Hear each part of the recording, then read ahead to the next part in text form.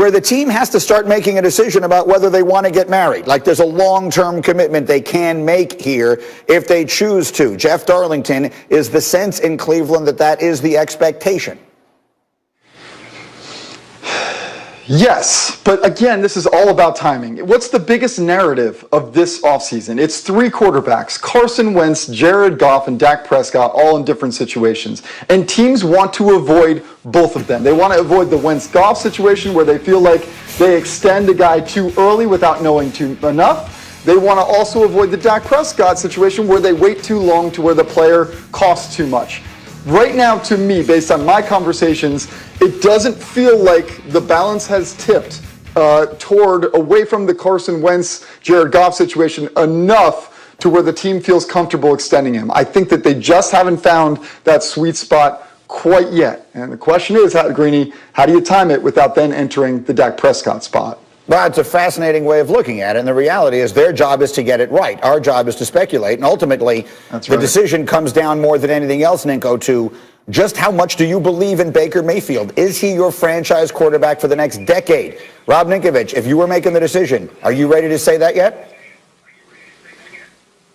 Not yet. Not yet. And the reason that I say that, if you look at his non-play action pass dropbacks, strictly passing the football, he's ranked 20th in the NFL. So if you think about, play action pass, what does that mean? Well, you're running the football well, you're successfully running the ball, and when you mix in the play action pass, the linebackers are sucked up into the line of scrimmage. You have about 10 to 15 yards of separation in your intermediate routes. So when you have the successful running game and you can mix in the play action pass, that means that your offensive system and your coaching is doing a really good job of putting you in the right position. So when he has to drop back and pass, and we said this last year, when they were throwing the football 30 to 40 times, they lost. So when you have to drop back and you have to be in the gun and you can't make the throws, then that's an issue if you're going to make $35 million a year. So for me, I need to see him progress in just passing the football from the gun. What do you think, Tori? I think you give him one more year before you make that decision, and timing is everything, right? I think we like to get caught up in paying quarterbacks because we believe that everyone gets paid this elite price. But what we forget is that a top 5 quarterback contract today is a top 10 contract in just 2 to 3 years. So it's about how you view that guy, and I believe Baker, what he showed in the last year and the way he finished the season, that he can be that guy franchise-wise. But let's give him some stability with Coach Stefanski and seeing what they can do with him in year 2, and then give him that large commitment next year after he follows up his successful finish to the season.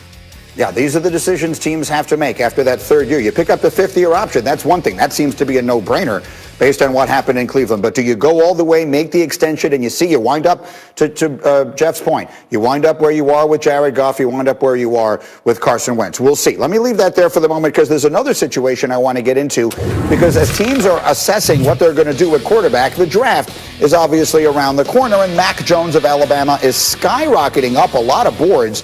He finished as a Heisman finalist. He had a great Senior Bowl. Tua Tagovailoa, who was his teammate and predecessor at Alabama, made a very flattering comparison when asked about him. He was on a Yahoo Sports podcast, and Tua said of Mac Jones, quote, "I would say he's a sly kind of athletic person. He's a more mobile Tom Brady."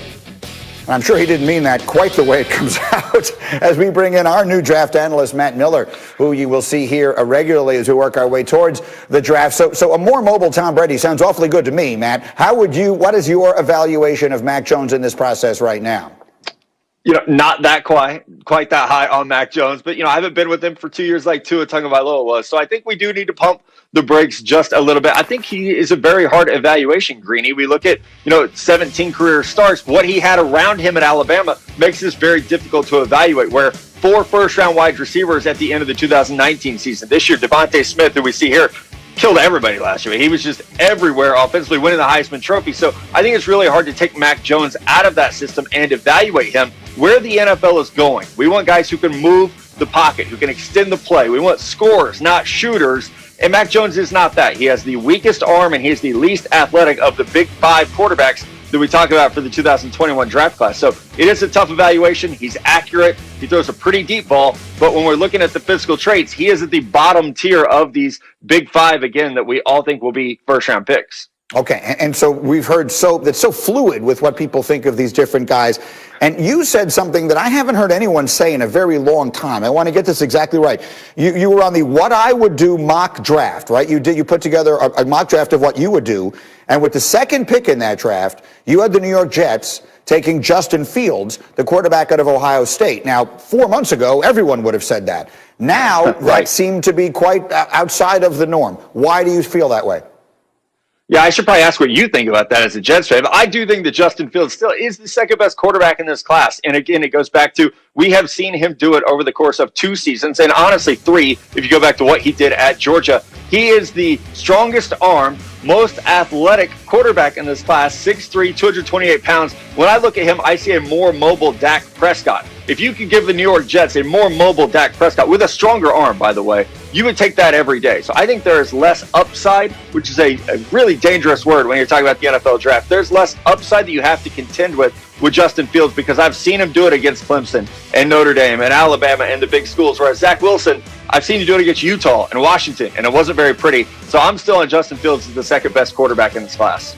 I think that's really interesting, and you're obviously aware that a lot of people feel a little bit differently about Justin Fields, and so the complaints you will hear, one of them is that at Ohio State, they scheme receivers so open. Ryan Day is so highly respected, their coach, that the definition of open in college versus what he will see in the National Football League is different. How do you view that concern? You know, Grady, I would say, look at the guy you were just talking about, Baker Mayfield, coming out of Lincoln Riley system. Same complaints were there. Kyler Murray, similar complaints. We could go back to Josh Allen at Wyoming. Carson Wentz, maybe not the best example right now because of what happened last year, but the same concerns were there for him coming out of North Dakota State. All those players were drafted in the top 10. Most of them drafted in the top 2 picks. So I think that is something where we have to look at the Ohio State film and say, yes, Chris Olave and Garrett Wilson were open all the time. But does that mean Justin Fields can't get to his second read just because he didn't have to? Does it mean that he can't work to the deeper progressions of the field? I go back to the Clemson game after he got rocked by James Scalzi. He's making those downfield reads and progressions. So I believe that he can do that with a little coaching once he gets to the NFL. That was his signature game. To play the way he did after that injury that night was spectacular. And look, you're the second person who has made that analogy. David Pollack said on this show, he's a more athletic Dak Prescott. That sounds awfully good. Really well done, Matt. Thank you. Thanks very much for jumping in here. We'll see you again soon. Meanwhile, a reminder, we have a huge night of basketball tonight on ESPN and the ESPN app, and it starts with a monster game. How about James Harden going back to Houston as the Nets visit the Rockets? That's at 7:30 Eastern time. Then Steph and the Warriors take on Dame and the Blazers. It'll be a really good night of basketball, and our coverage will start with Stephen A's pregame Sports Center at 7 Eastern. That's all tonight right here on ESPN. Coming up, Dak will be ready. The Cowboys say they're willing. But when will enough be enough to get a deal done in Dallas? Marcus Spears joins